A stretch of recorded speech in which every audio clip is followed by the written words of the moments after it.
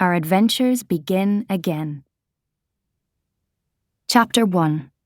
From the Report of Nuala O'Malley, WOE Operative, 23rd of April, 1941. This is my report on the missing spy and the murder in Hogarth Mews. It's about the time that Eric, May and I discovered a dead body.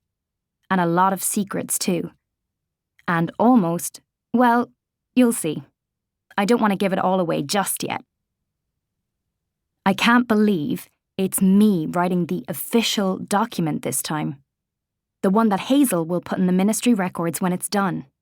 This makes it really important. And secret. We can't tell anyone anything about this case. Or about anything we do for the ministry. We all signed something to say so. I asked May if she wanted to help out because she did it last time. And she said once was enough, thanks very much. Then I asked Hazel what I should write. And she said that it's always best to begin at the beginning and say what's happened since your last case. That's what she does anyway. Winding back to last year feels weird, but sure I will. I've been at school, real school, at Deepdean since January with May. I didn't really believe her when she told me she hated it.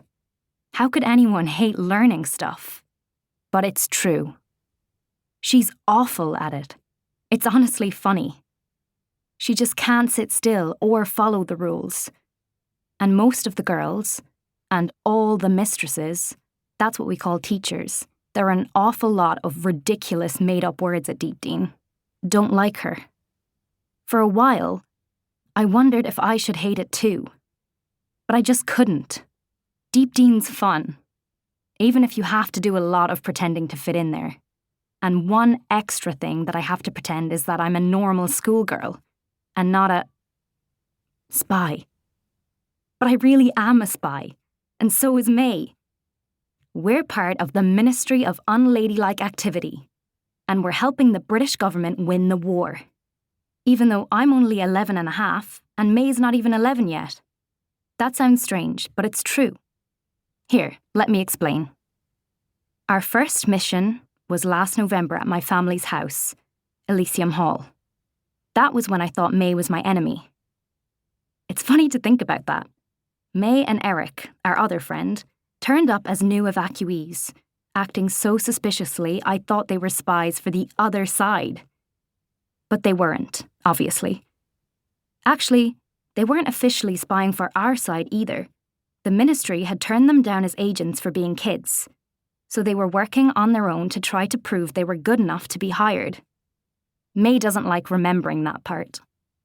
They found out that someone at Elysium Hall was on the Nazi side, and they were trying to work out who it was when my uncle Sidney was murdered.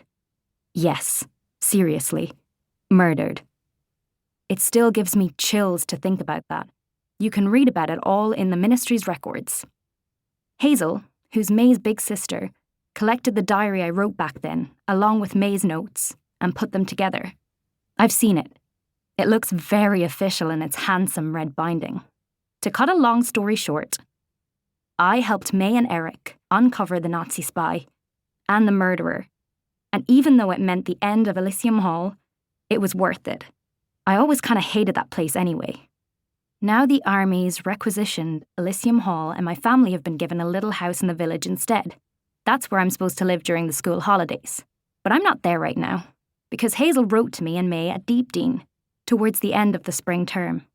The letter was addressed to me, which made sense because May is always losing things.